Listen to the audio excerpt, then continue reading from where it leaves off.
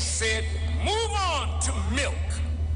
How much land must we have? How many cows must we own?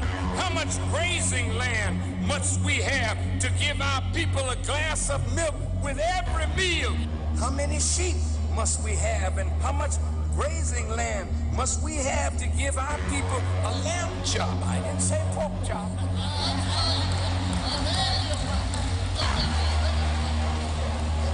Lamb chops. Ain't got to rob nobody. You gotta own the means of production. Then all your businesses will spring up. How much land must we have to give our people a requirement of spinach or broccoli or carrots, cauliflower, onions, garlic, string beans? All the things that help us to feed ourselves come from the land. How much land must we have? We've got to know just what it takes to feed an entire people. That means we are independent. We've taken our stomach away from our enemies. How much clay land must we have in order to make bricks, to start building houses? How much forest land must we have to cut down the trees and make wood to build homes? We have to have land, and there is no compromising this. Defending black women and black children and black babies and black men. The truth must be recognized by the black man. But the word economics comes from the Greek eikonomikos, but it has come to be defined as the science of production, distribution, and consumption of goods and services, or the material welfare of humanity. Now, a blueprint is something defined that acts as a plan, a model, or something providing guidance. An economic blueprint is exactly what we need. 1, 2, 3.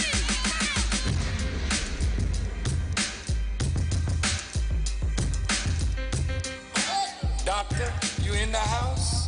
Lawyer, you in the house? Teacher, you in the house? Preacher, you in the house? Tell me something. If you don't eat well, how long will you practice law? If you don't eat well, you become the patient, doctor. So don't look down on a farmer, look up to a farmer, because today it will be us farming our own land, producing our own food that will save our lives.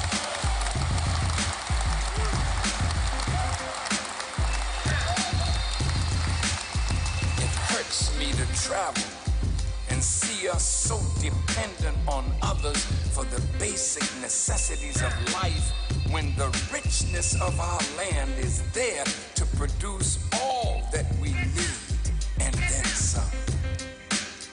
And we're getting ready to do a little walk. Defending black women and black children and black babies and black men.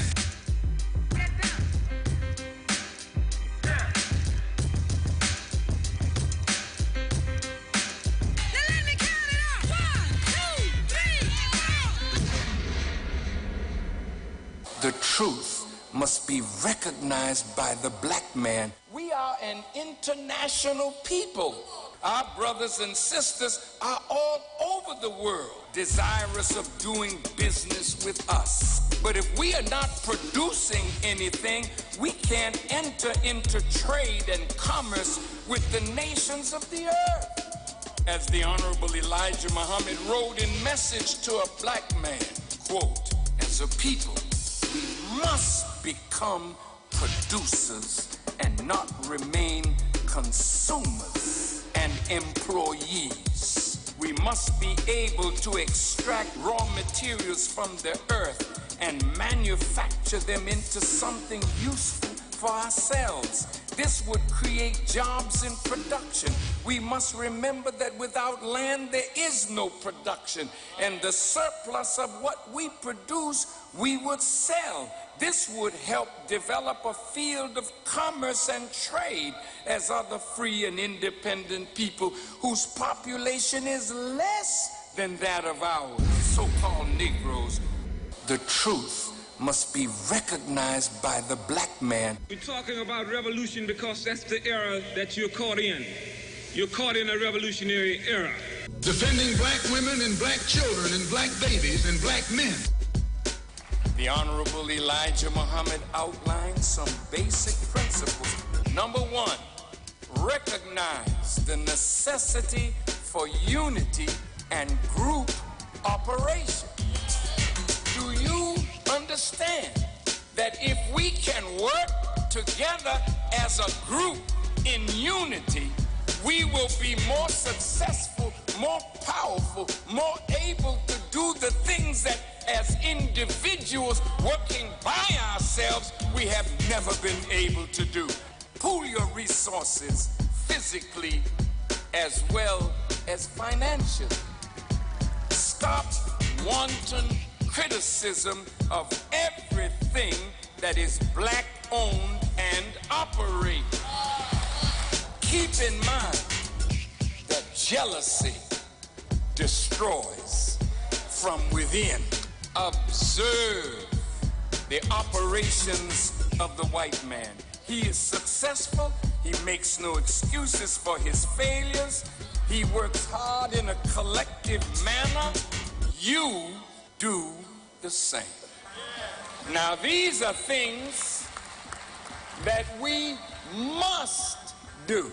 The Honorable Elijah Muhammad asked us to commit to save 5 cents a day. He said if we can save just 5 cents a day from our wages, 25 cents a week for 52 weeks in the year, that would mean we would put aside $13 a year that we could save in a national savings treasury. At that time that he wrote this, we numbered 22 million people and approximately 5 million were wage earners. Well, if 5 million wage earners save $13 a year, this would mean 65 million saved out of our wages in 1 year. At the rate of 25 cents per week, it would be painless. Today, brothers and sisters, don't you think we can do better than what we were asked to do 48 years ago? According to government statistics, there are a little over 16 million blacks employed at some level. Well, look what happens if we raise the economic bar and contribute the same nickel a day.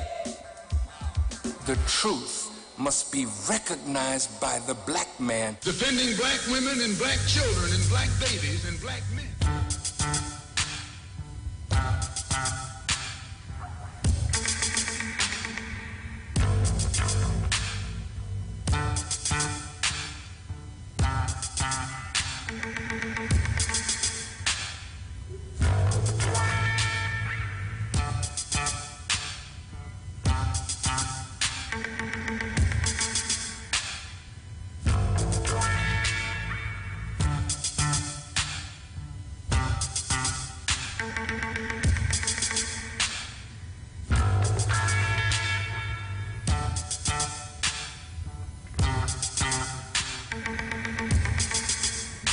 Greetings, listeners.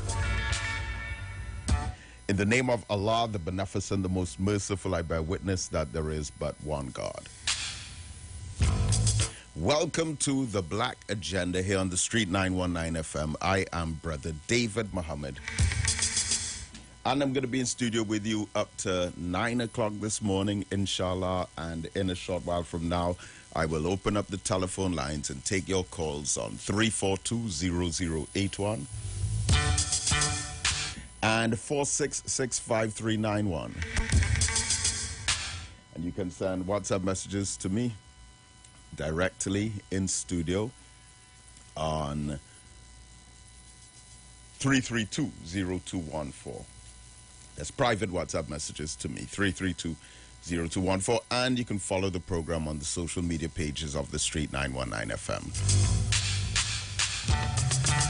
Well, beloved, this is a very special morning. As some of you may be aware, we have a great visitor on the shores of Trinidad. Someone who I would have mentioned last week and who has arrived in this country.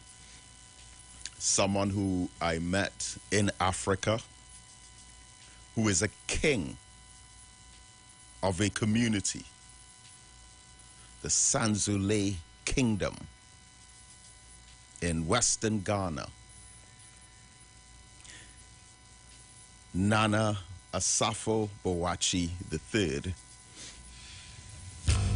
And of course, throughout the week, he had a number of engagements at various media houses, and I'm so grateful to all of those who accommodated us at very short notice, literally at the last minute.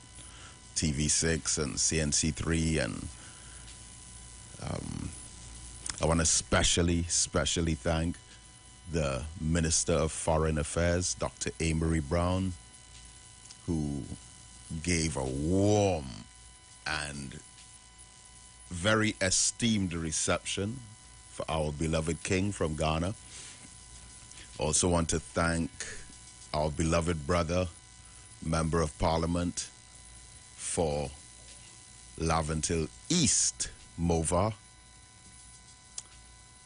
Brother Adrian Leonce, Brother Fuad Abu Bakr. There was a tribute concert on Wednesday night to Imam Yassin Abu Bakr, which marked 1 year after his passing, and there were performances from Snakey, from Crow, from Mr. Shack, and various pan orchestras. It was a magnificent evening, and I took our guests there, and they so loved the culture.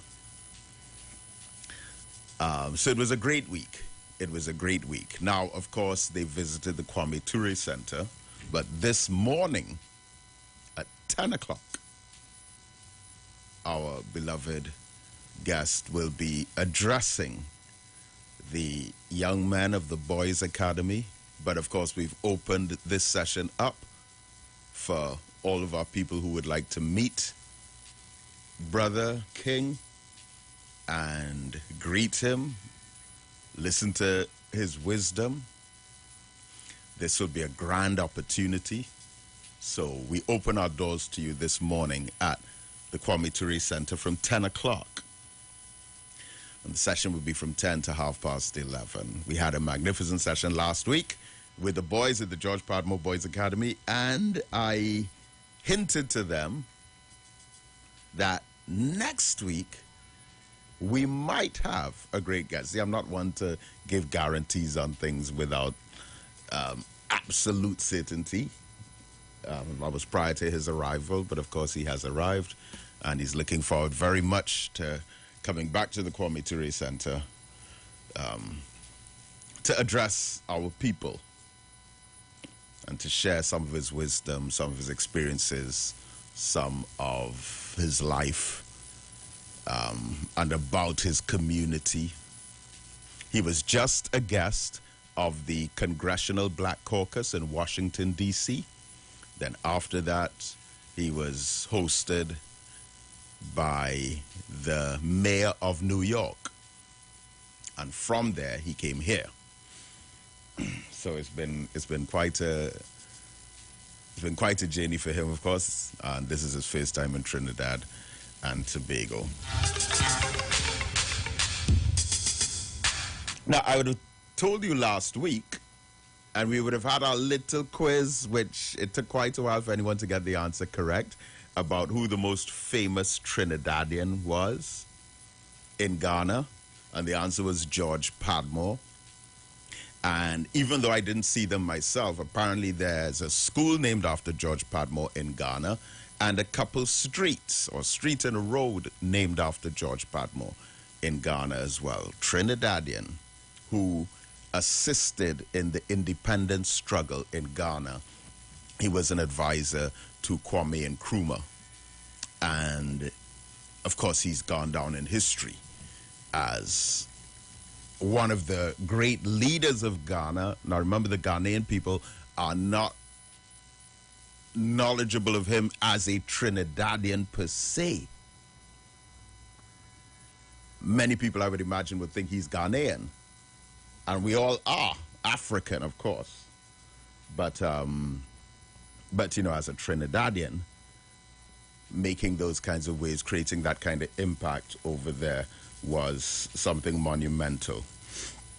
All right. So, in addition to all of that, we are expecting our beloved brother, the King, as a guest in studio here at 91.9 FM this morning.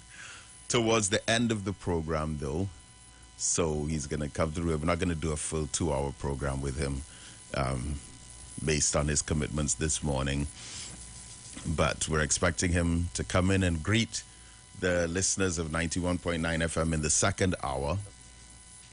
And inshallah, you'll get to interact with him a bit over the phone. And then, of course, you can come down to the Kwame Ture Center this morning at 10 o'clock to hear more of him. And, of course, I still have to offload on my journey to Africa. And I will be doing this, inshallah, on November the 6th, right? So that will be our opening of Black History Month in Trinidad. So, of course, November in Trinidad and Tobago is Black History Month, and our opening of that will be on November the 6th, where I will release that video footage of the slave dungeons in Ghana, some of the images,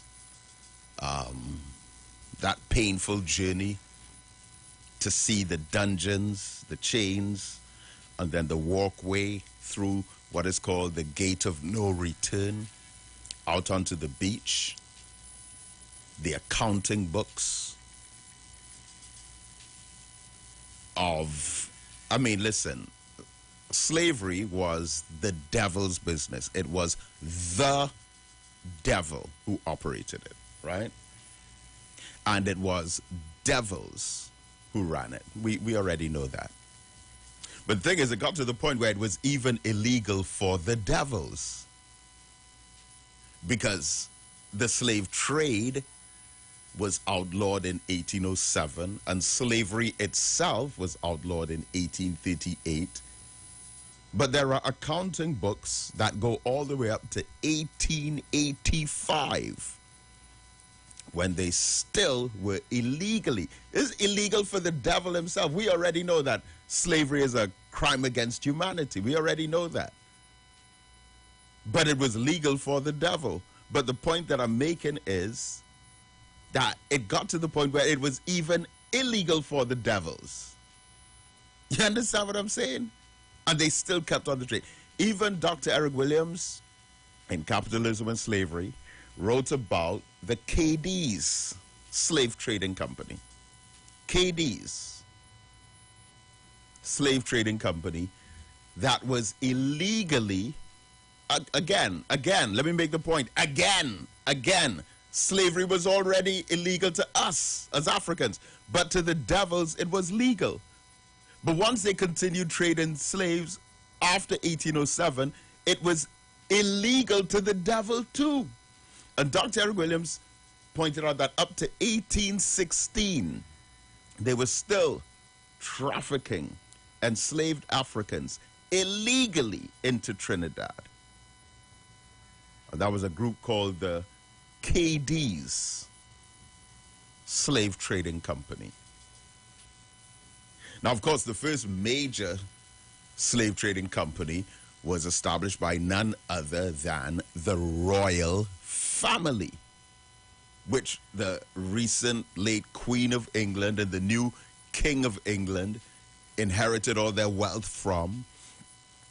The royal slave trading company to Africa, which was incorporated in the year 1663. Again, Dr. Eric Williams writes about this in Capitalism and Slavery, that they were incorporated in the year 1663 for 1,000 years, meaning they expected to still be, this is the royal family, still expected to be trading enslaved Africans up to the year 2663. You know what? We should have a celebration in that year and recall all of that history. Of course, we won't be around, but we have to hand down that knowledge like a baton in a relay race so that we never forget. The Jews have established laws in 17 countries criminalizing denial of the Jewish Holocaust. Meanwhile, they're telling us, forget the Jewish Holocaust, the African Holocaust. Forget about it. They tried to tell us. Anyway, something I want to talk to you about this morning. On the world scale. Now, of course, right here in Trinidad and Tobago, we're observing some very, very disturbing trends. This issue of home invasions is really peculiar. Not so much that it's happening, but, and you know, it's a hell of a thing to be in high office or public office or in some of these fields and just be totally disconnected from the street. Because the problem of home invasions has been a big issue for at least the last 20 years. But, and I'm telling you, it's one of the most puzzling things to me about this country. You see, like those Mova traffic lights? And I'm just trying to make a reference here. The Mova traffic lights, right, on the Eastern Main Road, for years and years and years and years, it was a kind of free-for-all. Because cars that were heading east would turn right, while cars heading west would go straight, potentially creating accidents at any and every moment. It's been like that for decades. But there seems to be an understanding. Don't ask me. I was just going along with it too, like everyone else, for the last 30 years or so. And then now the government has fixed it, so to speak. So that when you're driving, listen, don't ask me. I would imagine that would have been set up sometime in the 1970s or so with that chaotic system. There are a couple other traffic lights like that across Trinidad and Tobago. But it's sorted out now, right? They did some road works and, you know, properly defined the lanes and so on, right? So it's sorted out now. But that was really confusing to me for years. And it seemed like no one was addressing it. But coming back to this issue here, see those home invasions, beloved? I know that you are seeing a lot of it in the news now as we speak. But this has been probably the most ignored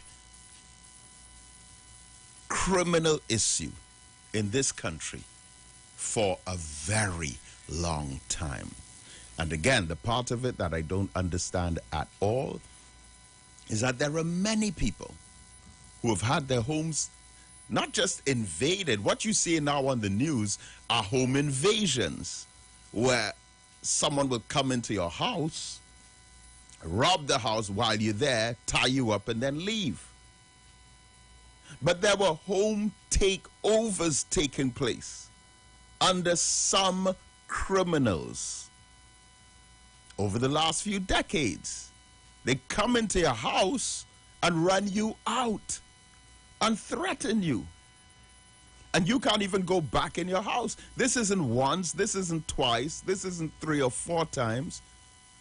And I remember, could be about maybe about 10 years ago or so, someone went to TV6 and said, look, I live at so-and-so and so apartment, and there's a gang in there right now as we speak. I was at home minding my business, looking at TV. They came into my house. They took over. They're selling drugs or whatever in there, doing their illegal operations, and they ran me out. I cannot go back. Now, the obvious question is, did you go to the police? And the answer all the time is yes, they went to the police, but the police do not want to go.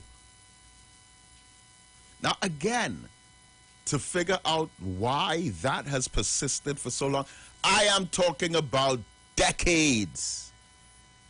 Decades. And that problem has been ignored. Now, I don't know if the reason it's receiving so much attention now is because maybe it happens to a couple of white people or some well-off family or something like that. But some real evil criminals have been carrying out that practice for quite a while now, and it is as if there's a code with law enforcement to not get involved. And you can meet people. You know what? Hear what? The government should call for some kind of assembly of all persons who have experienced that over the last 20 years. And you'll see that there are people living in places like Arima, in Tunapuna, in Sangre Grande, in San Fernando, in Chaguanas, in Central, in all different parts all over the country who will tell you, well, they used to live in Port of Spain and they were ran out by a criminal gang and they cannot go back home. They went to the police didn't do anything about it. Some say they spoke to their member of parliament, they spoke to their councillor, they spoke to whoever, didn't do anything about it. Now, in one specific case where we confronted one such individual, a story was given, a house was burnt. That's another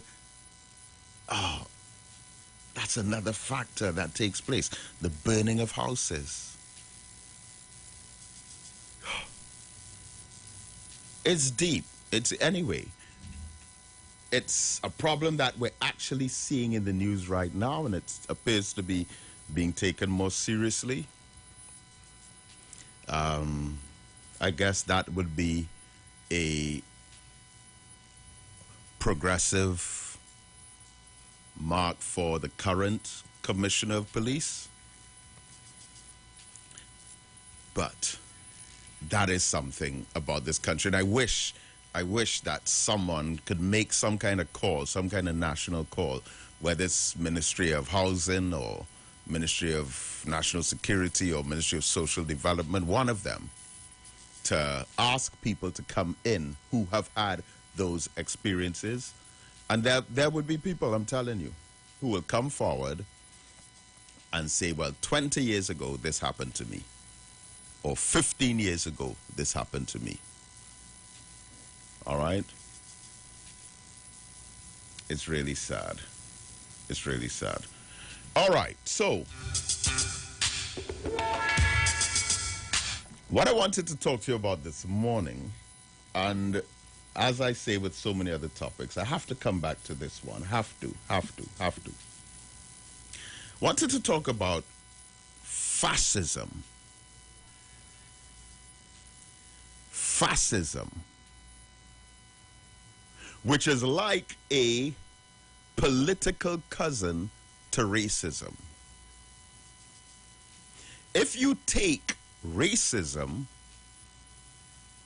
and give it a political ideology along with authoritarianism, you will get fascism. And just like Germany is the home of Hitler and the Nazi Party, Italy is the home of fascism. But why am I bringing this up this morning? Well, I want you to notice some patterns around the world.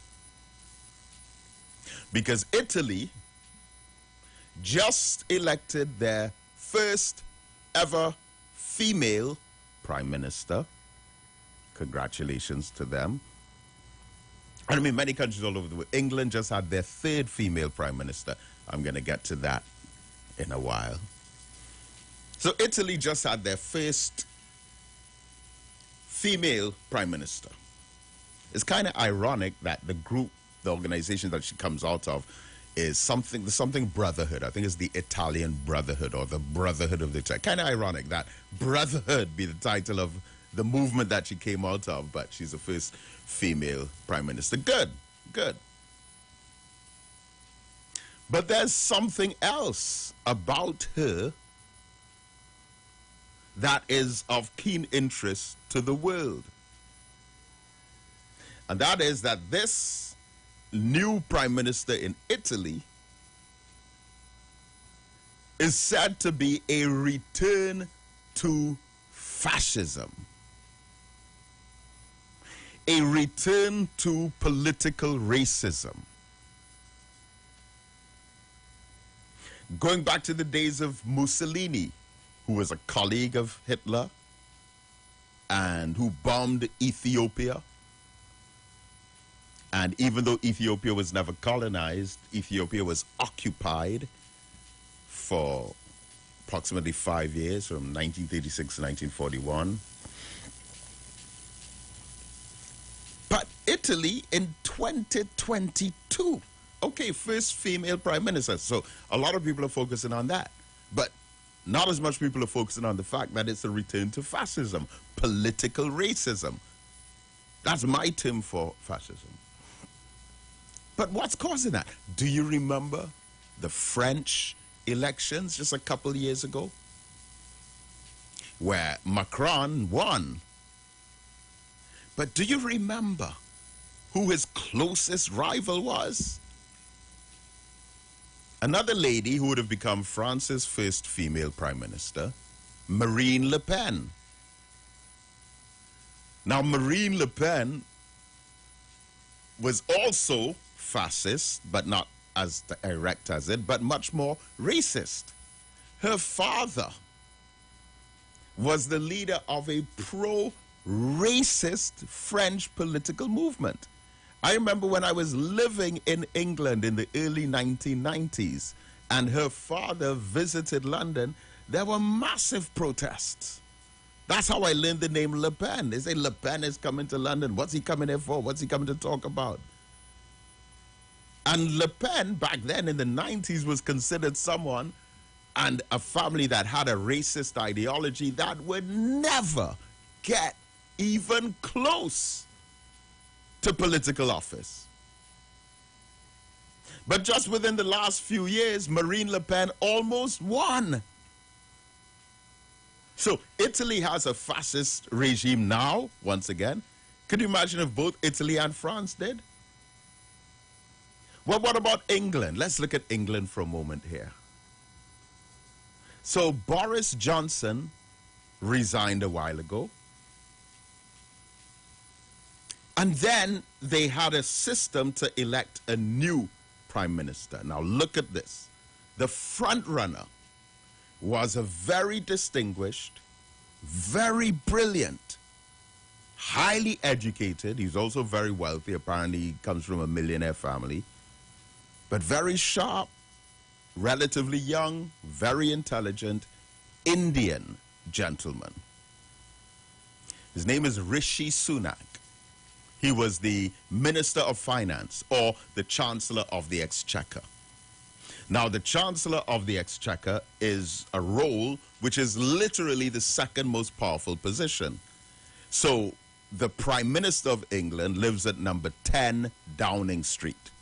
That's the address, that's the official address of the Prime Minister, 10 Downing Street. But the Minister of Finance, or the Chancellor of the Exchequer, lives in 11 Downing Street. So it gives you an idea of the power that he has. So under Boris Johnson, Rishi Sunak was the Chancellor of the Exchequer, the Minister of Finance. who lived in 11 Downing Street. So look at this. Look, listen, think. Now, and he's a dark-skinned Indian.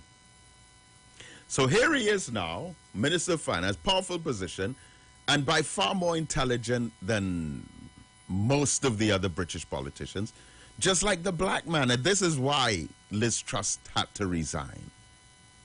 She had, as her Minister of Finance, as her Chancellor of the Exchequer, and a black man of deep African roots, family from Nigeria. His name was Kwesi Kwarteng.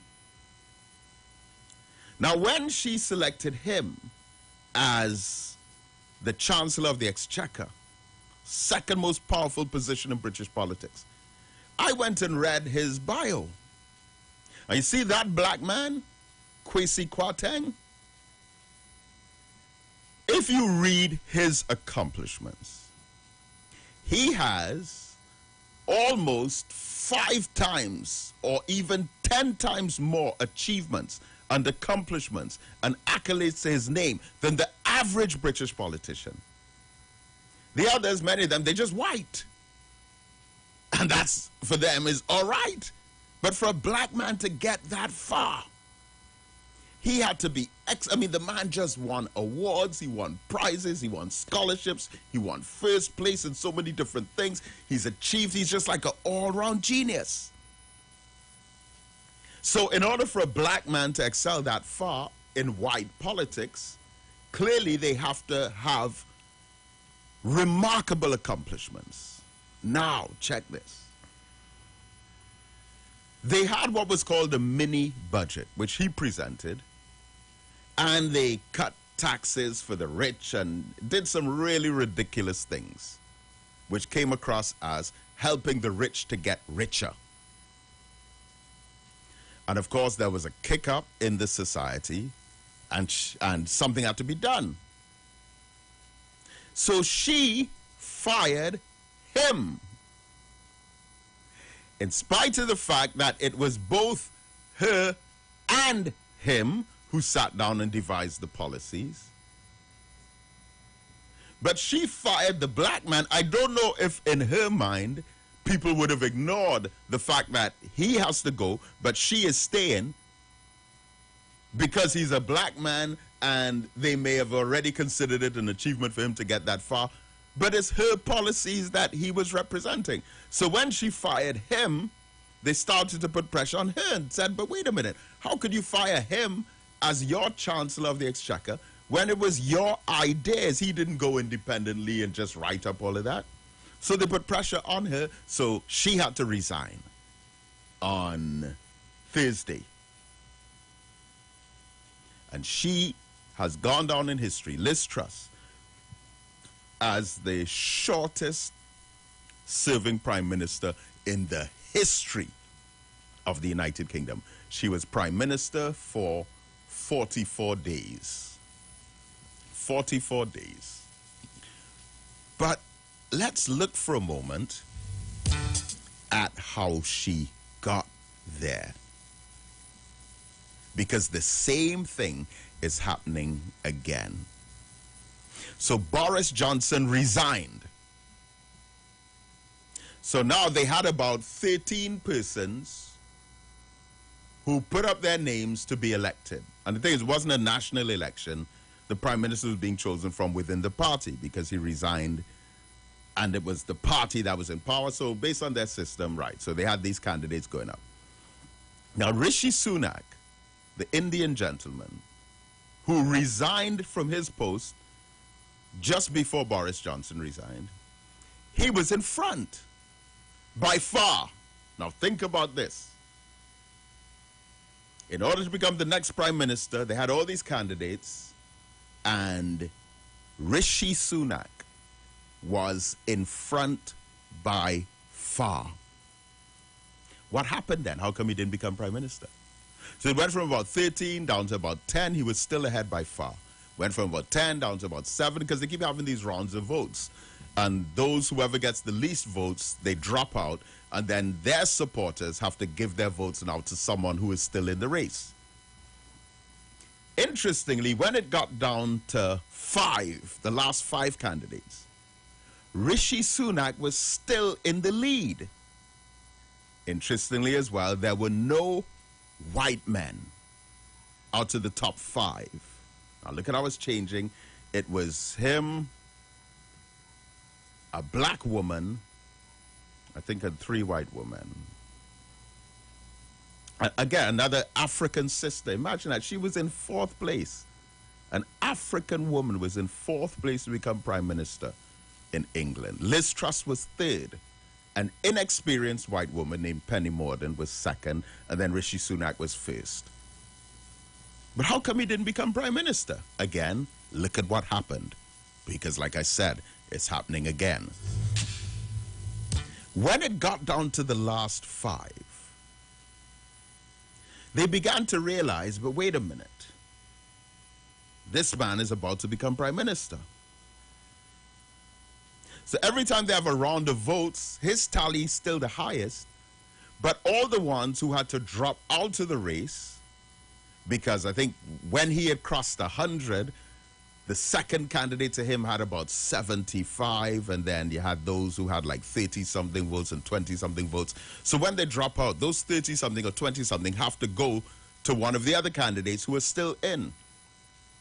And out of the last few, all of the votes went to the white woman, Liz Truss.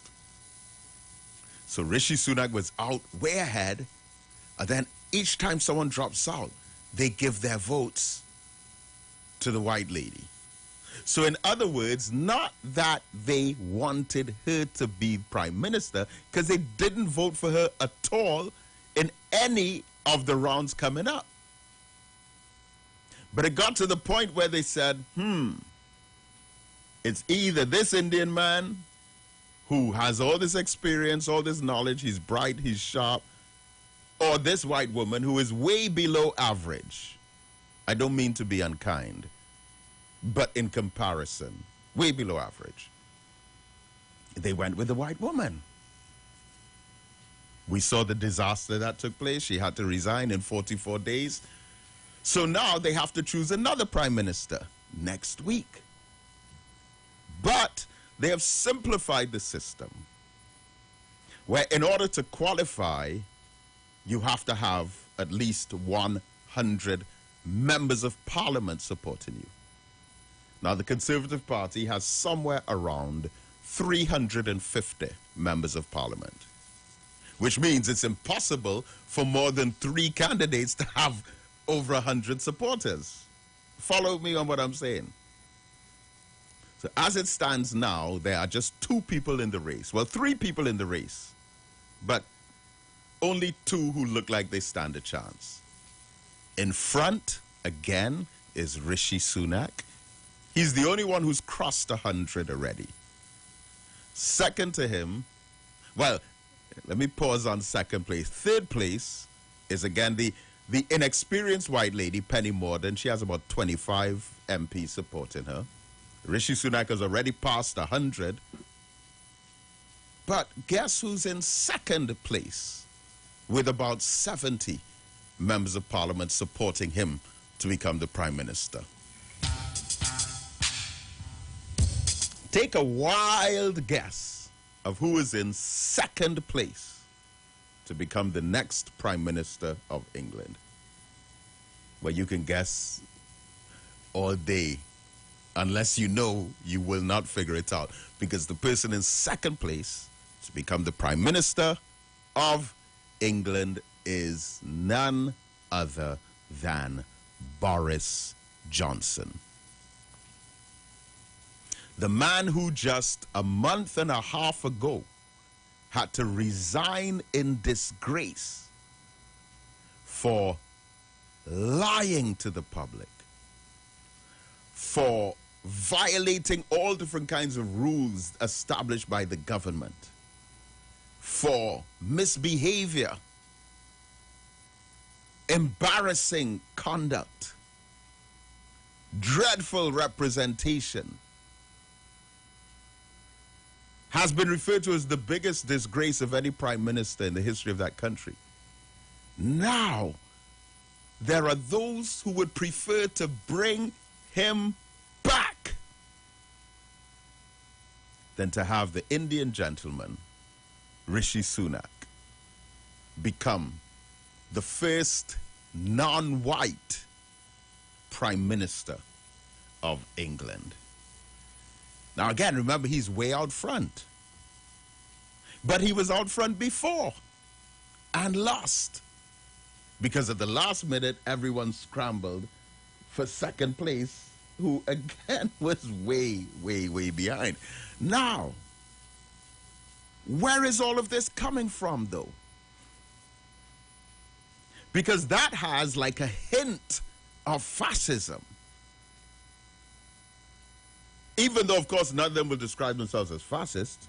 And again, in the Conservative Party of England, you have so many black people in leadership positions, so many non-white people. I mean, Minister of Foreign Affairs. You have more Indian people than Africans, but a lot of non-whites. And that's in the Conservative government. There are even more black people, of course, in the opposition, the Labour government, who were last in power with, I think, Tony Blair. But ever since Barack Obama became the first black president of the United States of America, there has been a reawakening of old racism. I remember one of the first reports that we heard after Barack Obama became the president of the United States in 2008. White people went out and bought guns by the hundreds. Thousands of more gun owners. Because there was this perception that they had to now protect themselves. And it's unlikely that there would have been a Donald Trump in the way that he was unless there was a Barack Obama. If John McCain or Mitt Romney, the white opponents to Barack Obama, had beat him in the election, you think a figure like Donald Trump, who's talking about banning Mexicans and banning Muslims and shutting the borders to people who come from different countries, you think there would have been a courage? Like, no. It's a dynamic reaction to the fact that a black president was in office for 8 years, which would have removed the ceiling of limitation. You now have a black woman who's the vice president of the United States. And so you're seeing all these reactions. And now if you think it's a big thing that Boris Johnson is in second place in England to come back as prime minister, guess who's waiting in the wings to return as president of the United States? Yes, Donald Trump. And those who are supporting him are even more aggressive now than they were at the time when Obama won. And again, you're seeing this global domino effect. So Italy now has a new fascist prime minister. France almost had a new political racist prime minister. And even in America and England, you're seeing those racist reactions coming up out of the wings. All right, we'll be back in the second hour. Stay with us. Don't go away. You got bills to pay, and so do we. Let's go pay some bills on the street 919 FM.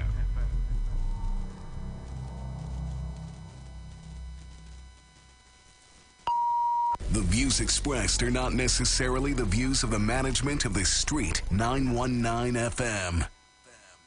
91.9 Bago Bashment presents On Board the Embassy Tobago Carnival Boat Ride Week. Tobago Carnival Boat Ride Weekend. Boarding at the Pigeon Point Jetty. Kicking things off from the 24th to the 30th of October. Walk with your food and coolers. Come experience October 24th. Pan on the boat. October 25th. ISO on the boat. October 26th. Chutney on the boat. Tickets are $200. Available at Island islandetickets.com or 91.9 FM Tobago. The party continues October 27th. Water on the boat. October 28th. Power Soca. October 29th. Groovy on the boat. October 30th. Juve on the boat. Tickets are $200. Available at islandetickets.com or 91.9 FM Tobago. For tickets, call 814723-363-4030 or 368-1932 or check us out on Facebook at Embassy Cruises for bookings or email at embassycruises@gmail.com. Tobago Carnival Ride Weekend.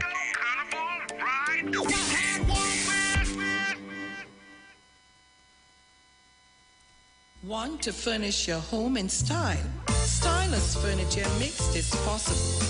Shop using our affordable layaway options to purchase any of our modern sectionals, dining, living room, or bedroom sets, and receive a dinner voucher for two at Atelier's Restaurant and Lounge. For further information, contact us at 652-2542, 652-2688, and 790-1202. You can also visit any of our branches located at 101 Crackness Village, Princestown, and 51 Rushwood Street in San Fernando. Stylus Furniture, for the style in you. Team Colors of We and Create a Smile Foundation presents Cheers to Life. Cheers to Life, a charitable event. October 29th, Bear Top Bar, formerly Mary's Bar, on Eastern Main Road, opposite Wassa. Advance tickets cost $40 and two non-perishable items, or $50 by the door. Music by top DJs, live performances by Snakey, Eddie Charles, RKG, she tell me she have nobody, but she says she will love. And many more. For ticket information, call 296-4493 or 277-8740 or at the Bear Top Bar. This event is sponsored by K2K, Alarm and Sound, Pepe's Marketing, Street 919 FM, Everslick Auto Care, Manipul Branding, One Shot Photography, Bear Top Bar. Help make happiness a gift this Christmas. October 29th. Cheers to Life, the charitable event.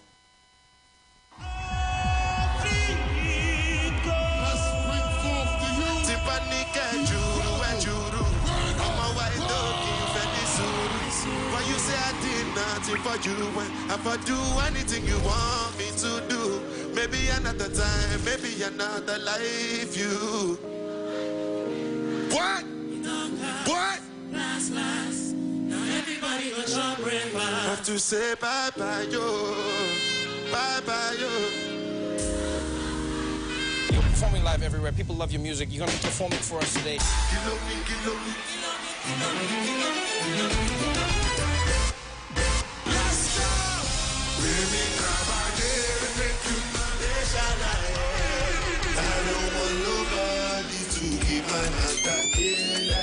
Best international act. If you send me the location.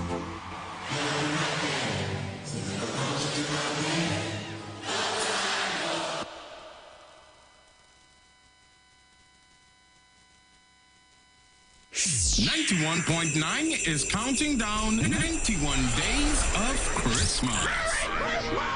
Yes, 91 days of Christmas.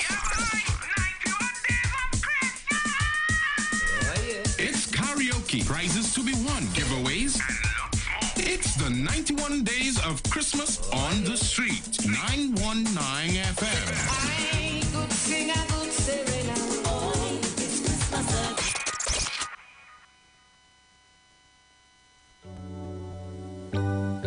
Blessings in the wonderful name of our Lord and Savior Jesus Christ. You are invited to listen to the Final Hour broadcast heard every Monday from 12 midnight to 5 a.m. in the morning on the Street 919 FM radio. Here my mom, Pastor Helen Garcia, and myself, Pastor Valentine Garcia Jr., preach the Word of God to the elderly, youth, and children. We can be contacted at 629-0113 or 623-8444. The church is located at 26 Prince Street in Port of Spain. We look forward to you joining us. God bless you.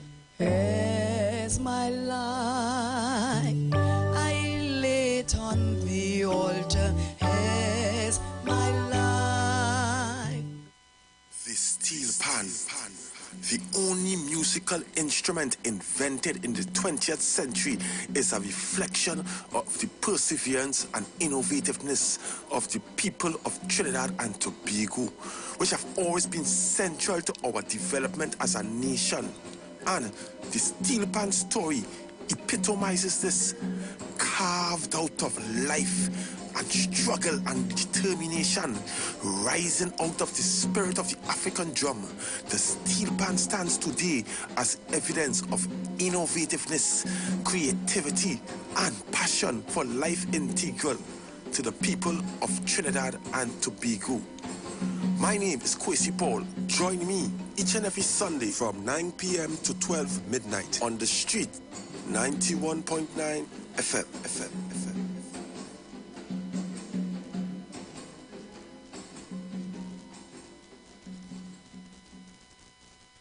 Looking for a safe and relaxed professional massage therapist and nutritionist? Look no further. Nature's Touch with Empress Judy and Associates offers a natural approach to better health. Treat yourself to a professional massage therapy and nutrition advice in a safe and relaxed atmosphere. Rejuvenate your body, mind, and soul at Nature's Touch Therapy. For an appointment, please call or WhatsApp 1-868-398-8282 or visit our Facebook page. Remember, your health is our responsibility at Nature's Touch. The first premier event of Tobago Carnival 2022. The ultimate carnival premier event. Your event celebrity cast starring Showin Winchester, Farmer Nabi, Viking Ding Dong, Swap Dance Swabi, Mr. Oscar B, the beautiful Adana, Mr. Iwer George, straight out of St. Vincent, Skinny Fabulous, Patrice Roberts, the soca queen herself, will be gracing the stage live with all her massive hits. October 25th, Pigeon Point Beach, Heritage Park. Are you ready?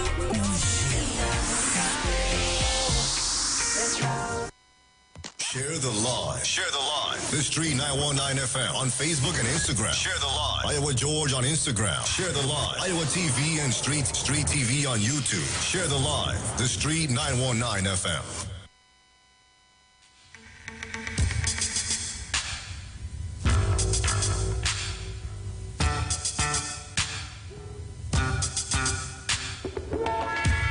Brotherhood is required. Brotherhood is demanded. Brotherhood is obligatory.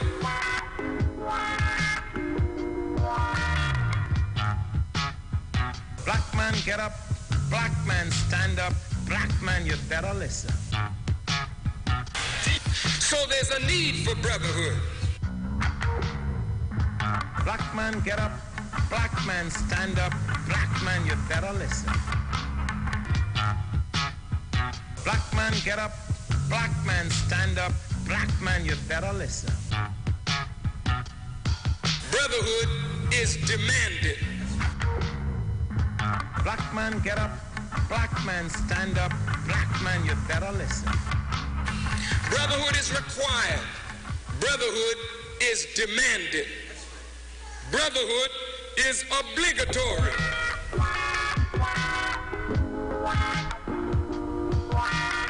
Brotherhood is essential, it is urgent, and it is compulsory.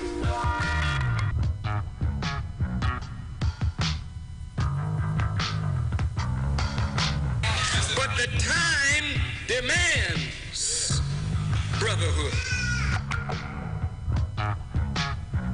Whenever the dominant white society fears for its economic future, racial tensions are always aggravated. The aim of Almighty God is to bring the black man and woman together. The aim of Almighty God is that we, no matter how divided we have been in the past, must experience unity in order to gain the success that we seek and the progress that we desire.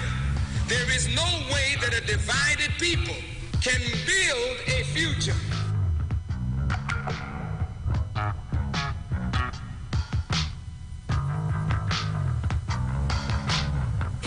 Brotherhood is required. Brotherhood is demanded.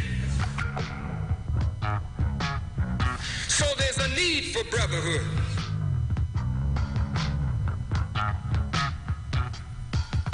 But if you walk the earth proud and arrogant, you never learn your lesson because you think you already know. And how the hell could you know and be in the shape that we're in?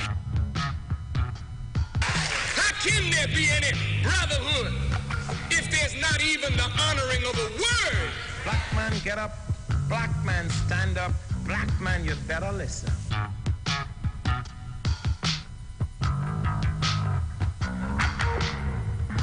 Black man, get up.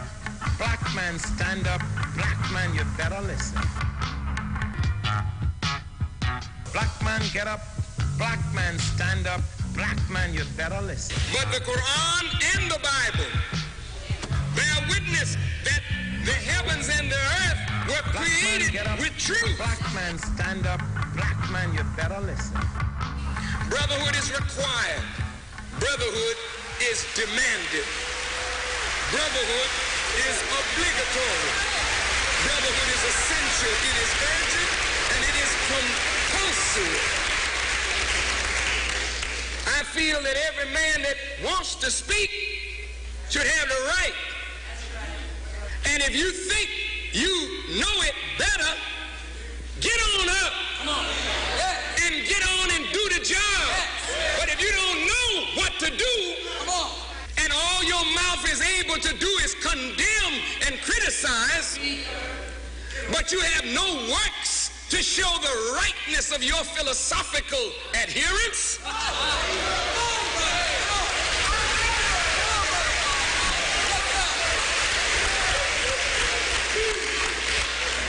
then maybe you should rethink your position.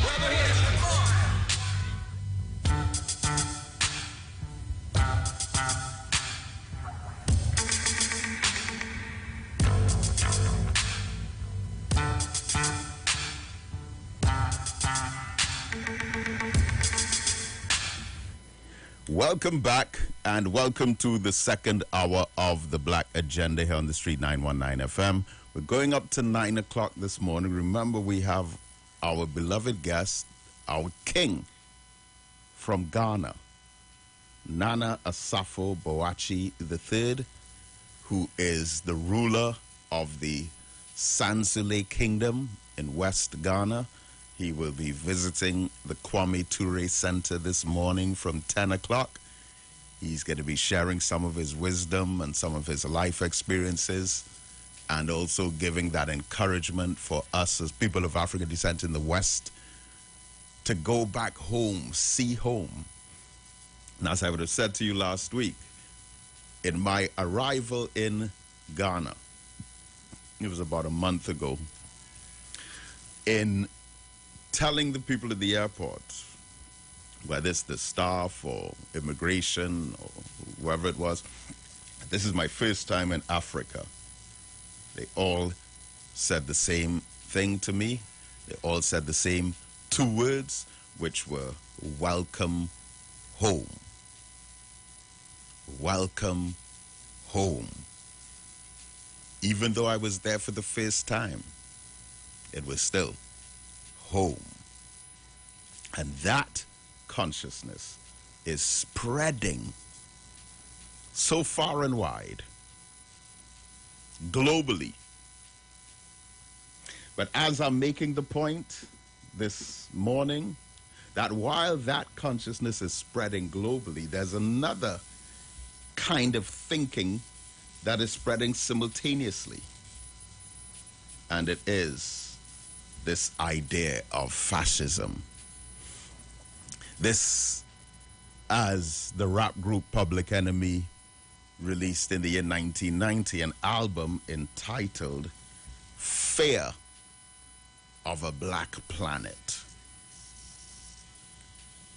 There's been this genetic fear historically in the descendants of the oppressors, enslavers, human traffickers, kidnappers, and mass murderers who were European. There's been this intergenerational genetic fear that one day black people will rise up and do unto others as they have done unto us. And that fear manifests itself in all of these efforts to restrict power from black people, to restrict economic freedom, to restrict any kind of access to independent finances by us pooling our resources. There are those who have a vision for us to remain dependent, to be grateful for a job while blinded to the reality of your own potential to create jobs. It's no accident that that has become part of the political narrative. Oh, we have to thank them for the jobs that they give us. That conversation piece is designed to obscure the truth of your own ability to create jobs and put your own people to work. And so now, Italy has their first female prime minister, but it is a return to political racism or fascism. France, a few years ago, almost had their first female prime minister who was politically racist. Boris Johnson had to resign in disgrace a month and a half ago. But now, a significant amount of the same people who got rid of him are calling him back to become the Prime Minister of England again, because the front runner, Rishi Sunak, is an Indian. And chances are he will become the next Prime Minister of England by the end of next week. Now, if we just had an African as the President of the United States of America, and now an Indian is about to become the Prime Minister of England, how do you think that will cause those who are already fascist and racist, how do you think that will make them react? Same thing in France and Italy. You're likely to have, so England now will probably conjure up another Donald Trump type figure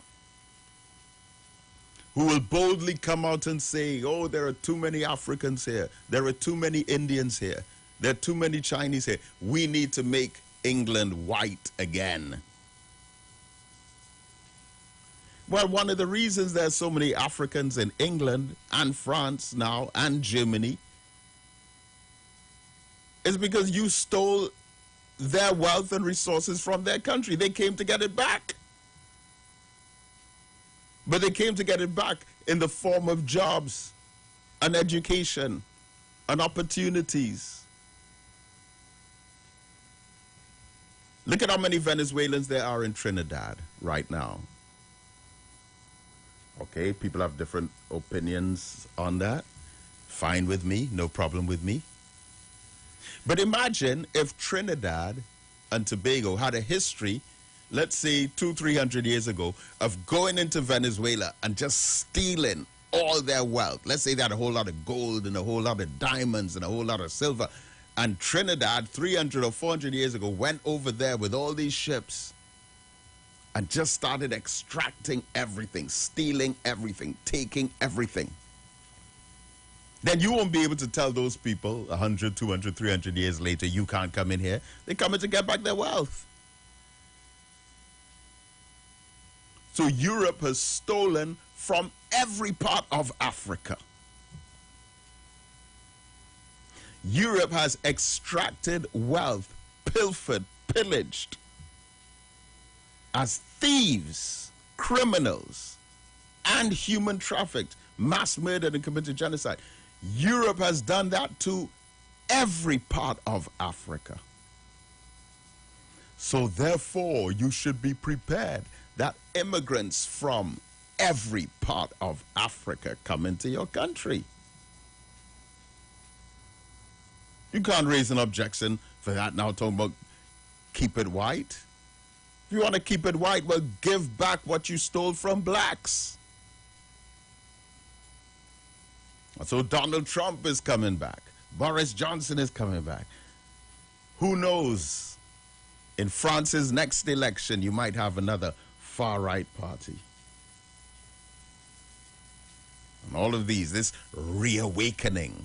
Donald Trump was responsible for a lot of it, but this reawakening of this far-right political racist ideology.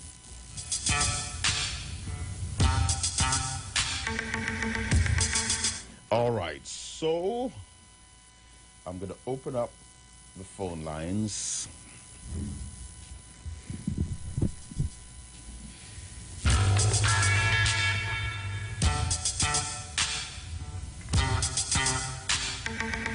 We're going to take your calls on 342-0081 and 466-5391. And I'm seeing one of the phones restarting, so... Assalamu alaikum. Walaikum salam. Well, my brother. Last week, I got robbed last week. Robbed? Yes. Because I knew it was George Pollard. No. George in Ghana, I couldn't get in. Wait, no, you didn't say the name correctly. Padmore, George Padmore. Yes, Padmore. Yes, I knew it was him. You just said Pollard, huh? He did some work in Ghana and he flew here down there. I knew that. Yeah, I figured you would have known that. Yeah, I knew that. Yes, but I knew it was four, I think it's 4 black men that Prime Minister of London had, you understand, along us 4 black men. Liz Truss? Yes, I think it's 4 black men. Yeah. 4 of them. Well, any government would look like that now. Any government is not so much a credit to her. I know. But I mean that is just the structure of the population. Now black people are excelling. Black people, African people in England and Europe in general, they are aspiring to the highest qualifications. They're occupying the top jobs. Some of the top doctors and lawyers and politicians throughout Europe, in Western Europe in particular, are African and Asian. So you can't just keep re-electing and recycling mediocre white politicians when you have all of these Africans and Asians who have achieved excellence. That fear that you spoke of, that fear with them. Yeah. That is why they're in the galaxy, looking for place out there, you know. Right, yeah. You said something last week about when you went in to buy and the young lady took your basket. Yes. And she was walking around with you. That is African culture. Yeah. I will tell you why. There was an African guy down here, Tofu. He came down here because he wanted to go to America and all these things, you know. And I get to know him through driving and things. And I decided to carry him home by me. And I went to the laundry and I took to take out some clothes. And that guy would not let me carry that clothes. And I remember when I was a young fellow growing up, you dare not see an elderly person with a bag and leave them and go. That's African culture that we saw there. You understand? That was the thing. And I saw the chief on both channels, you know. Nana, I saw the chief Nana. Oh, you saw him on TV? Yeah, he was on TV 6 and on CNN. CNC3, yeah. What surprised me is that he was not on the national television CDT. They had something entirely different there yesterday. I say, yes, that's surprising. But you see, we have to understand, you see what he said? So long that he said that we have memorandum with Ghana for the flight coming through here. Barbados have done it. But wherever I know, the short and he's coming in, the other people who want to get in, I will give a little George partner next week. Right. Have a nice day. Thank you, brother. Thank you. And like I said, I did know that you would have been aware that it was George Padmore, you know. But you can imagine how warm I felt knowing that this Trinidadian was so famous in Ghana and for consciousness too, not just for singing or playing sport. Good morning. A pleasant good morning to you, dear doctor and philosopher. Good morning, sir. And pleasant morning to your family and to the Black Agenda Reclamatory Institution. Doctor, this morning I wouldn't stay long because I know what's happening in studios, so I will try to keep it short.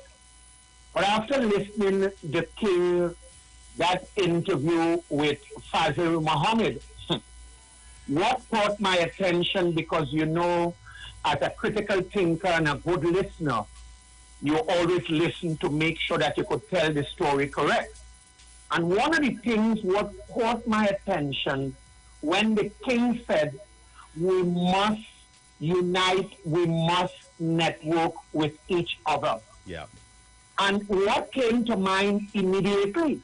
Your wife's sister Roxanne, she had a phrase, united we bargain, divided we beg. That's right. Sister Roxanne, good morning. And let me repeat it, she always say that. Sometime when you is not there and she had to carry the program, that would have been one of her mantra and key lines. United we bargain, divided we beg. And the King was saying, in order for we to go forward, we must unite, we must network. And he was saying we all are one people, regardless to which part of the world we sit. And to me, that was significant, I'll tell you what. From time to time, that is what you preach. Regardless to your political affiliation, we must see the united African community first. And that's the way. And to me, let me say, doctor and philosopher, I say I am pleased, congratulations, take a bow in the studio for bringing royalty to tell people in this neck of the woods there is real royalty in the continent of Africa in spite of the media social world. It is real. But let me add something quickly as you're talking about Liz Truss and Boris Johnson. One of the things we must throw in the mix, you see that King Charles that is sitting on that throne now, that's going to reunite all racism throughout the world. After 70 years on the throne, white supremacy feel emboldened now. You know why? Because there is a white man sitting on that throne. And that is so significant with King Charles coming there.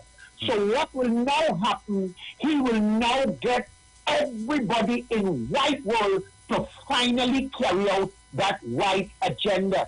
Because you remember a male sitting on that throne after 70 years, even though the queen was doing it, but he was behind the scene all the time, you know. And now as they get that male figure on that throne, well, brother, everything you said this morning, that will surely connect it. I wait to hear the king and doctor and philosopher. Thank you for being that instrumental figure to bring such a figure on our show. My brother, this morning, I leave you with word strength and power. Thank you for all your education and continue to spread the African flag throughout the world. Alafia, Hotep, and Amanta. I greet you out of Semitic language, brother. Thank you so much. Thank you so much. Caller, good morning. Oh, good morning, good morning. Yes. I would say that all these are signs that they're running scared, you know. Yes, they're running scared because they know what's to come. And for how long they have been oppressing and suppressing the African, but they can't do it anymore. And that is the main thing here. It can't be done as easily as it was before.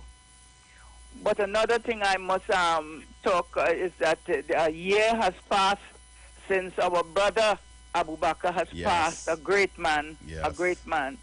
A year has passed. Look how time is flying.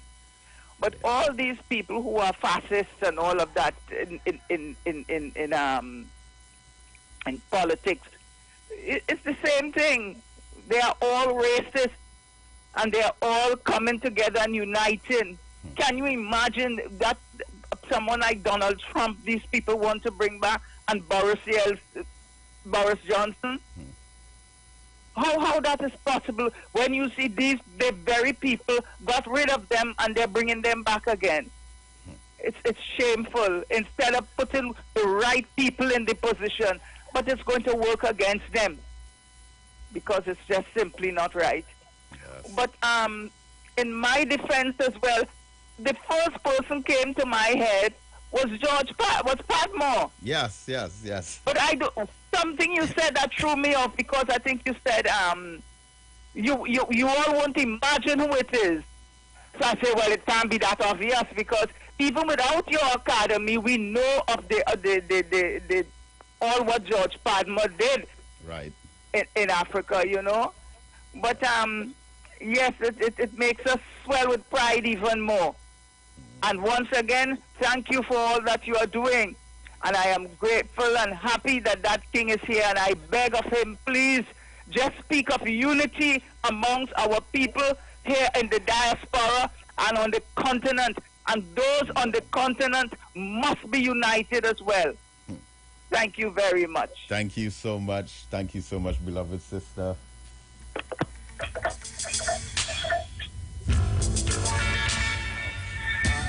Caller, good morning. Yeah, good morning. Yes, sir. Good morning, yes. What a very nice program, you know. I always listen to your program each and every day, you know. And I listen to Louis Farrakhan. Every time I work, I always tune to Louis Farrakhan on YouTube. I think, but you know, in America today, it has a thing called, and I think in Miami, called the suppression voting, where they want to bring back, like felons and them who made jail and they come out and they get exonerated. They say they cannot vote. Yeah, but not exonerated to president of the country. And I think in Miami, DeSantos, to vote now, so they want to bring back the Jim Crow movement back again to the black minorities in America. Right? You hear me? Yes. Hello? Yes, hearing you. Go ahead. Caller.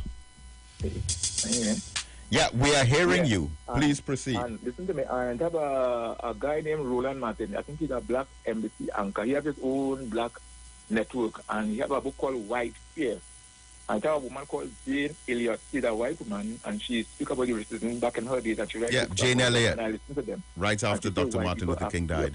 What might happen to them coming? And my cousin, a Marine, born American, and he say, it will have a civil war coming, and it could be any time sooner, because what they are seeing is that black people are being oppressed to the fullest, and they cannot eat, they cannot barbecue outside by the play park, they call the police on them.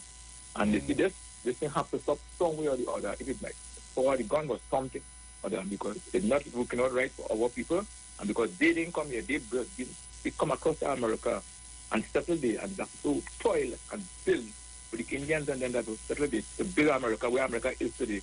You know, they are very they are Europeans. They came across here. They wasn't here for at all. You know, so you keep on spreading the good news.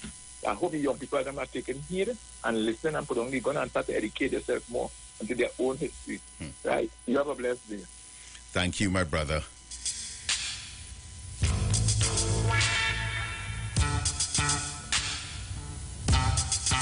All right, 3420081 and 4665391.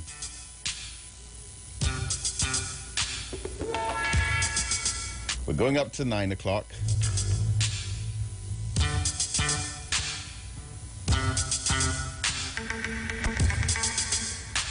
And we're following all of these global trends. And anything that happens, there's this principle called the butterfly effect, which basically suggests that anything that happens in one place has a direct or indirect effect on what happens in other places. And we're seeing that on a global scale here now. Caller, good morning. Blessed morning to you, Brother David. Blessings. You see the African exchequer of England? Yeah, Kwesi Kwarteng. Well, what happened is they really designed him to fall, you know. He got a mini budget. Oh, it was disastrous. Yes. And it wasn't a reflection of his great ability and skill. Of course, because they didn't get a seat at all. They wouldn't get a seat because right now he's like the worst you've ever shown you. But she was the worst. No, well, according to Exchequer now, they would say, well, we don't want he at all again. What was showing you? But my interest is in Africa all the time. You see again, Brother David, we've seen that Cameroon, Mali, Nigeria, all these places spread out. And up to now, the United Nations, the Secretary General, going about and talking about floods in Pakistan, floods right in Africa as a share. African Union had to see about itself right now, Brother David. They had to get together. They must come together, organize, centralize, and mobilize and let things flow. Because what is going on there right now, everybody just watching what's going on, Brother David. Waiting on a handout still from some United Nations body. They go coming from, brother. Trying to get up and get the African Union sleeping on the job right now. Most of them only thinking about themselves in Africa right now because most of them have bank account in Europe, you know, and in America and in Dubai and all them places, you know. You have bank account in Africa. Take the bank account in Africa, zero. Take it in all them places, 200 million, 400 million. Look what ex-president wife, somewhere in Dubai, $200 million they're trying to get back. If you was watching you, this is what they have to do. Get back the money and do things for the people itself. Because right now, Brother David, it hurts my heart to see that people just wading through the water, still waiting on food. They go coming from. I have much more to say, I know, but thank you very much. Yes, thank you so much for your call, dear brother. We appreciate it.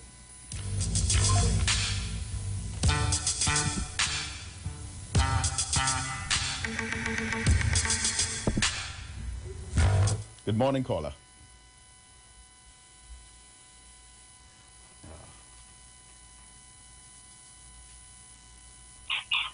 Caller, good morning. Hello, morning. Yes.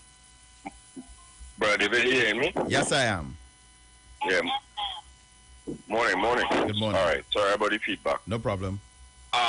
Brother David, yes, sir. I joined the program late, right? I missed a preamble. But I guess you're talking about the uniting of Africans in the diaspora and otherwise? Yes, and we have a guest in Trinidad, a king from Ghana, who will be at the Kwame Ture Center this morning at 10 o'clock. Okay. Thank you, but I'm working. Yeah. Here it is, sir. Morning to all the listeners and to all the viewers. Brother David, in terms of unity, I was viewing some YouTube shorts of some information on Haiti, Brother David. Brother David, let me start with Haiti in our part of the world here, in terms of to bringing that unity together. You know how much resources Haiti have, and these brothers killing us. One that has hurt me every time I hear the news about the gangsterism and the gang violence that taking place. Brother David, they have everything. Cobalt, iridium. You know it's iridium? You know how much a pound of iridium when they use it with all the nuclear power plant and all that sort of thing?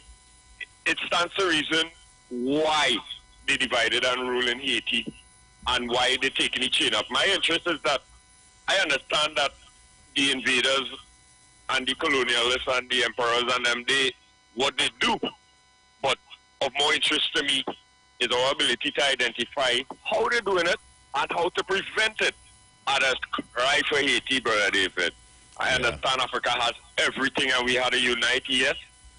But I think in the Caribbean here, all the leaders with interest, in black unity and think, oh gosh, we need to pardon Haiti. It's brutal and it's bitter. And I was quite surprised. I thought Haiti was barren of resources, but they have everything, No, Brother David. they have a lot of resources. And Diamonds and everything, Brother David, and why it is that, we black people, we need to stop blaming, what the germs does do, and build immunity and identify when they come in to set us up against each other so that they can thrive over the chaos as what is being done in Trinidad. I mean, we just put up some resistance, but they get through in that small island. And I think if the leaders could try and pardon that and get them birds and them to stop murdering one another like how they're doing it across there, because it's black on black right through, we could have that how to put it, boy, the wealth and the resources and the knowledge that we could develop to pull the resources, because that is what has gone. We just lack in terms of our own intelligence to deal with the equipment and how the scientific minds and things to take out the resources. So we just had to rely on the invaders and them. And that is where the bacchanal does start. They say, hey, let me start on Friday. Hey, let me start on next Friday. Let me start on next Friday. And let me deal with the matter while they're fighting with each other. So if we could zero in on the weakness of the African person in terms of taking the chain up to murder one another and be interested in guns and killings and gang violence and all them kind of things, we will make some progress, Brother David. But I just cry for Haiti every time I hear what we're doing across the. Thank you very much, Brother David. yeah, thank you. Thank you for that. And let me say this, and the Honorable Minister Louis Farrakhan said it, that we don't appreciate Haiti enough, because Haiti has so many things about it that have contributed to the well-being of Africans in other parts of the world. Remember, Haiti are the revolutionaries that set the stage for black republics, for the idea of us governing our own societies. It was Haiti through the Haitian Revolution that established an ideology that is something that we can model after as a template. But we should know that Trinidad and Tobago has a higher murder rate than Haiti. As insane as that sounds, Trinidad and Tobago has a higher murder rate than Haiti. And not only that, but also Haiti's rate of homicides with firearms is less than half of that of most other nations. I think our homicide rate with firearms is somewhere between 70 and 80%. Haiti's is 36%, which tells us a lot. about that. So, of course, there's a lot of other kinds of violence, but there isn't a wide circulation of guns and drugs over there as there is in other parts of the Caribbean. See?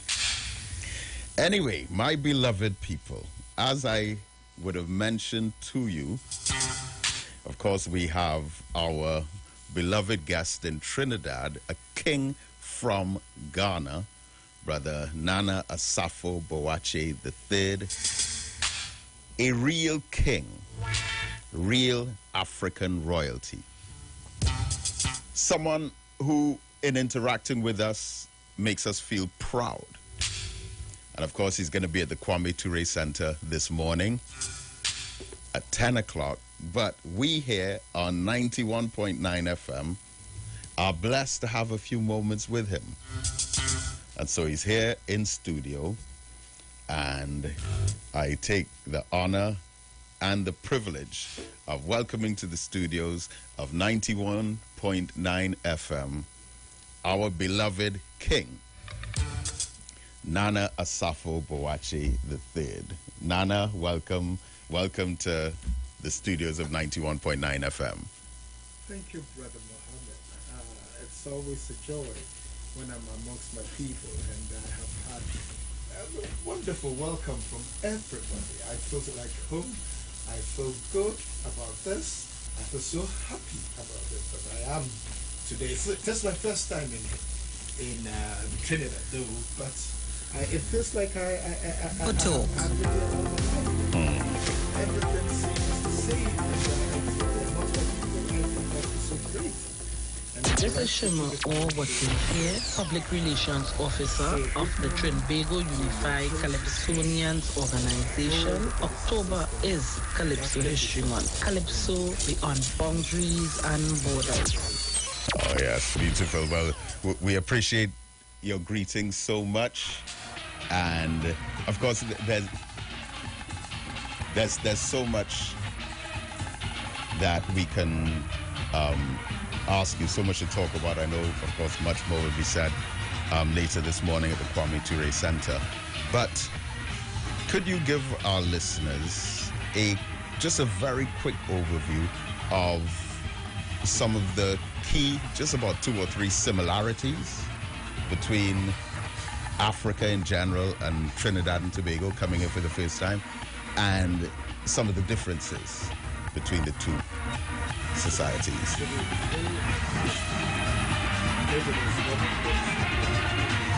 Good morning to Mr. Prince Investor and all the folks out there in the Couva area. I hope you guys are having a great day today. Right. But I also say that to say this, the Trinidad and Tobago Carnival is scheduled to be launched on November the 5th at the Queen's Park, Savannah. And quickly at the heels of that, Pan Trinbago is expected to launch Panorama 2023 on November the 6th at the Massey Trinidad All-Stars Pan Theatre, Duke Street in Port of Spain. The launch will take place from 5:30 p.m. on the day. In a post, the Pan body also shared its 2023 schedule of events, which showed the Pan competition starting on November the 26th with the single Pan semi-finals, and this will be followed by the single Pan finals on December the 3rd at the Queen's Park, Savannah. The small conventional steel orchestra, their semi-final will take place on January the 7th at Victoria Square in Port of Spain, and the final will take place on the 14th at the Queen's Park, Savannah. Junior Panorama finals will be held on January the 22nd at the Savannah, and the medium and large semi-finals, often called the Savannah Party, is set for February the 5th at Queen's Park, Savannah.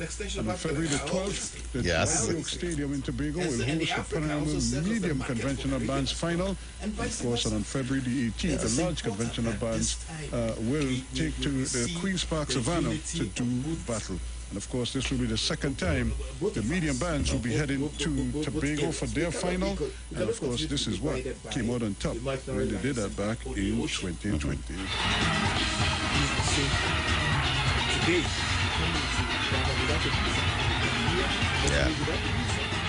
Yeah, which is an excellent decision that was taken.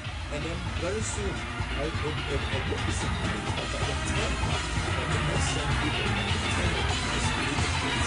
yeah.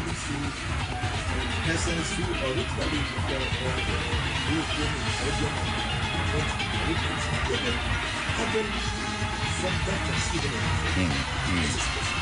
Yes. We need to put up a test.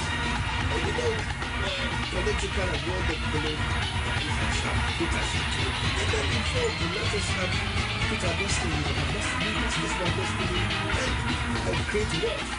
Yeah. Yeah. Now, last week on this program, I did a bit of trivia on the station, and I asked our guests, our listeners, to guess who the most popular Trinidadian was in Ghana. And of course, not many knew that it was George Padmore. But in going over there and seeing, tell us a bit about how George Padmore is appreciated in Ghana.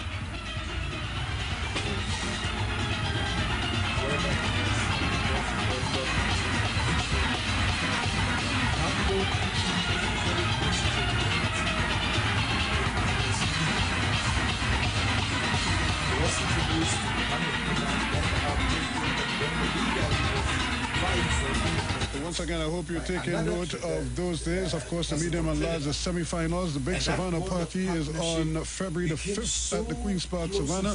And then that following weekend, we head to the Dwight York Stadium in Tobago on the 12th for the finals of the medium convention. There are a lot of ideas, a lot of philosophy, a lot of reasoning. Conventional final Carnival Saturday. The exchanges that went between Padmore and Kwame Nkrumah was what our path to political emancipation. And surprisingly, Ghana achieved independence on the 6th of March 1957. Padmore passed in September 1959 at an age of only 56 years. And to think that the store of wisdom that Padmore brought to bear in helping us to achieve that feat, I cannot overemphasize that's importance, and it gladdens our heart as Ghanaians. And that is why coming into Caribbean, I find Trinidad home, because I find Trinidad that the relative, economic, political peace that we enjoy is much something that was part of a Trinidadian. The Padmores and the W.B. Du Bois, both of Trinidad. Yeah. Now, what are your future plans with Trinidad? Because, of course, you have visited here, you've fallen in love with the country. On terms of returning, coming back, investments, what do you foresee? I'm here to stay. I am here. You will see much of me in Trinidad, because already I am bringing persons from Trinidad also back home. Yes. My kingdom is opened, and as you're aware, and it's like destiny by faith. God brought me closer to persons from Trinidad. Yeah. And when Gustav came into Ghana, he came of all the countries in Africa, he came to Ghana and decided to look for me. Yes. I didn't know him from anywhere, but straight away we formed that bond of brotherhood. Yes. Today he's been elevated to kinship in my kingdom. My kingdom controls almost 60% of the wealth of Ghana. We have gold, all the gas, oil and gas come from my kingdom. We have bauxite, we have oil, we have virtually every natural endowment that contributes to over 65% of Ghana's GDP comes from my kingdom, from the western region. Yeah. And this is what also is interesting. Then I decided to elevate another person in the States to be the Queen for Development and Progress. And this person happens to be Kali Red. Incidentally, Kali Red also is a daughter of Trinidad. Yes. Yeah. And it wasn't that I knew. Right. But because of the good works, because of the support, because of the philanthropic job that she's been doing, I thought that it is important that Africans should back our own. Yeah. In entertainment, in everything, and so she's got a bigger support base now. So my kinsmen and their sisters asked that. Yes, I elevated her to queenship.